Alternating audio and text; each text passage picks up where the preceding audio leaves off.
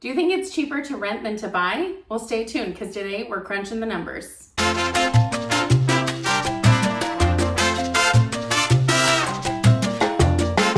Hi everyone, Brittany with Brittany, Hannon Real Estate, and today we're talking to Angela Melero. She is a longtime friend of mine. She's an LA native. She's the deputy editor for the Zoe Report and lives on the west side, right by Santa Monica. She's been renting for a long time, and today we're going to look at what makes sense for her to do in the future. As you know, millennials have long been known for being long-term renters. Well, things are starting to change as millennials get older. And this year, it's predicted that millennials will make up about half of the new mortgages open in 2020. Like and subscribe so you can get more videos just like this as soon as they come out. Now let's jump right in and see Angela's numbers. Okay, so tell us about your living situation now. Sure.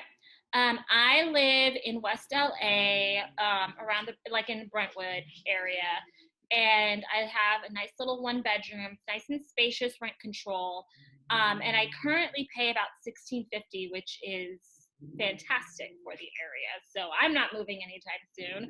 I love my little space here. I would love to stay on this side of town as well. I really like the west side. I like being 10 minutes from the beach. I have a little dog, so this area is perfect for dog owners, and it's just a nice little walkable part of town. So I would love to just be a West Sider for life. If you were to buy, what would be your dream scenario? I'm not a fancy girl, contrary to popular belief. I don't need a mansion in the How much do you think you would be able to spend on a monthly basis? Okay, so ideally, I have a perfect rent situation. It would be wonderful to have a situation where I don't pay much more than I'm paying now. Like, I was thinking about it anywhere between, $2,500 would be my cap, and that would be really tight. Okay. But I'm thinking realistically, 2,000 to 22. Okay, let's keep it at 2,000 and see what we can find there. So first we're going to go to this monthly affordability calculator. These calculators are really cool. Oh, and look, I already have this down. So desired payment, we put 2,000 for you. So $2,000. Interest rate is 3.375, which interest rates right now, you could get a little bit lower than that. It just depends on your credit score and how much you have to put down and what type of loan you're getting, et cetera, et cetera. That's good. So let's compute. We're not putting an HOA in because if you're looking at a little bungalow or something, we don't have to worry about that. So your buying power is, you would be able to get something at $362,000 if you had a 10% down payment of $36,000. Now, the really cool thing, number one, is that let's move this to say 5%, and that's $16,000. That puts you, then now you can afford $328,000.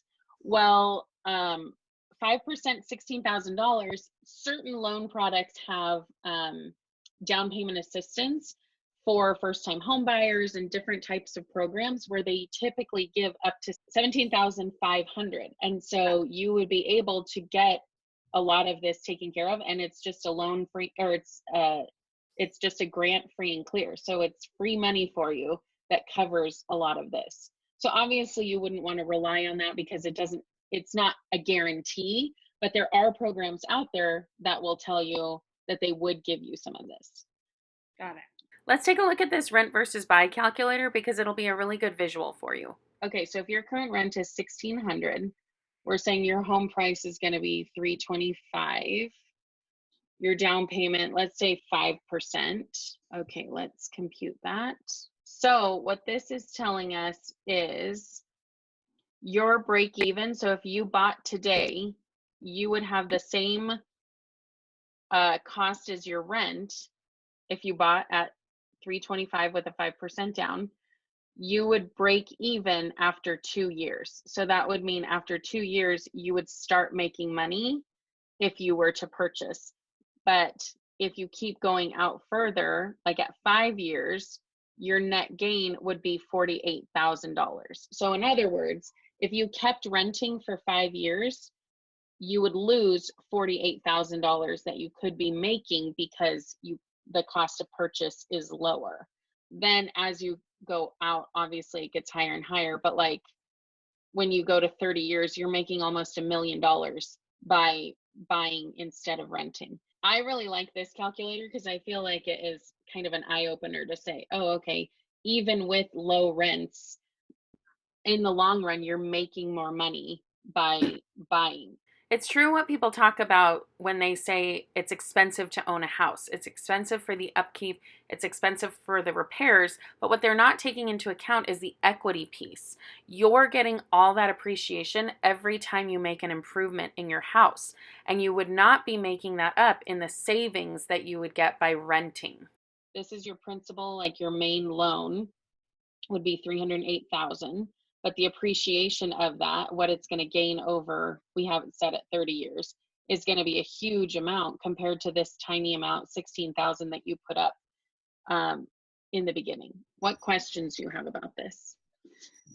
This is probably the hardest question ever, but I know nothing about home buying. Let's say I purchase a home and I'm making payments, but I decide to sell it before I paid it off. Like, what does that look like? So if you say, okay, your home price is $325,000, you're putting 5% down, which is, what is that, 16,000, let's say 15,000. So you're actually getting a loan for 310,000. So your house is worth 325, but your loan is 310. So if you live in it for, let's say, 5 years, then it's gone up in price. So you have more equity in your house, which is the difference between how much you owe on it and how much it's worth.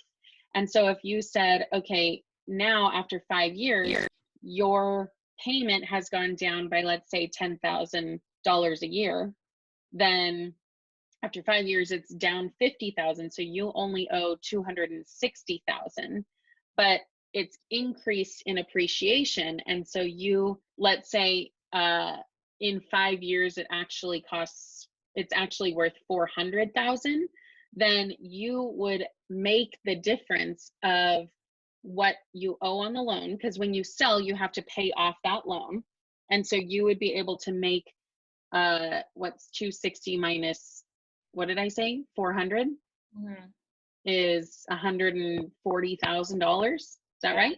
Yeah. And then you'd be able to take that and put it to your next house or your next investment or whatever you wanted to do. Does that make sense? Yeah, and it makes me want to buy something. Yes, definitely. What about refinancing? What does that look like? Does that hurt or help? What does that do? So there are a few different types of refinancing. You can refinance to pull cash out. So a lot of people do this if they say, I want to hold on to this house and keep it as a rental or something, but I do need the cash to be able to put it toward another place.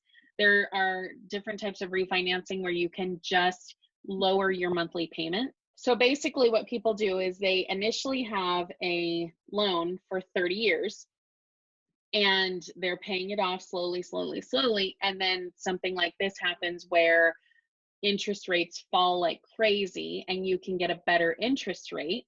So now you're taking the cost of just what you owe. So like what we said before, if you after 5 years owed 260,000, but now your home is worth 400,000, but you're not wanting to leave, you just want to refinance, maybe pull some cash out to do some upgrades or or you just want a lower payment, you could go and refinance. You could get a brand new loan for that 260,000 and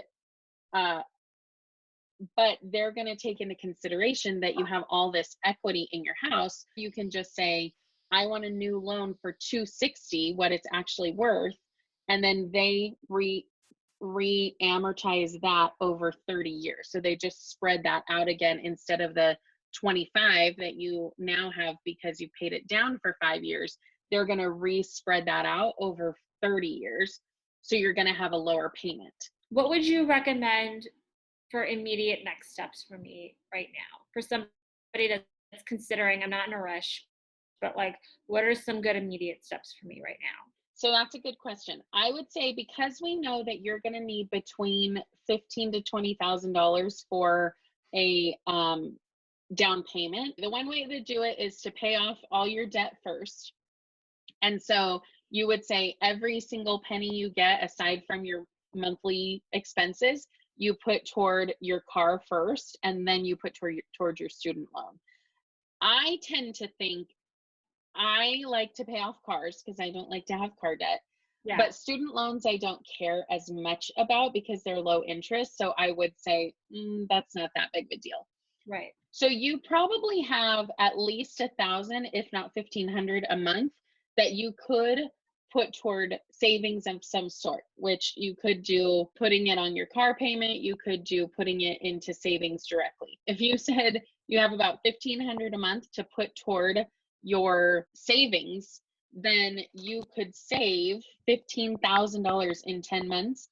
For you, because these numbers are like very doable, I would say try and pay off your car first, because if you paid off your car, then you'd have an extra almost $350 a month to put toward your savings.